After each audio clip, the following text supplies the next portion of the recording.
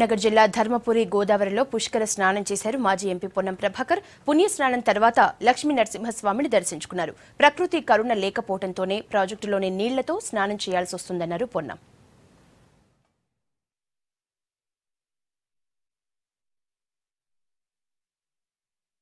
ఇటువంటివి 12 సంవత్సరాలకు ఒకసారి 12 రోజులకు ఒకసారి వచ్చే ఈ పుష్కరాల్లో భగవంతుని కార్యక్రమం కాబట్టి రాజకీయపరమైన అంశాలు ఏమీ లేకున్నా ప్రకృతి పరంగా భగవంతుడి కరుణ పరిపాలకుల హస్తవాసి బాగా లేకపోవడం కారణం ఏదైనా కానీ నీటి ప్రవాహం ఏదైతే రావాల్సినటువంటి అవసరం ఉందో ప్రకృతి పరంగా నీటి ప్రవాహంలో స్నానం చేయాల్సినటువంటి ఈ గంగా స్నానాలన్నీ కూడా మరి కృత్రిమంగా ప్రాజెక్టు నుంచి నీళ్లు వదులుకొని స్నానం చేయాల్సి వస్తుంది.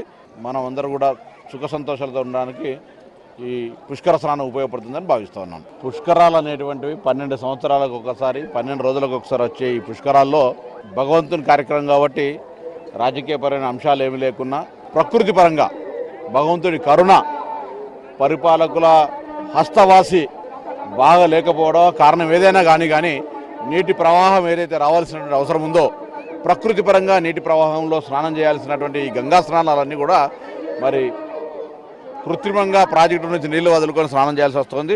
మనం అందరూ కూడా సుఖ సంతోషాలతో ఉండడానికి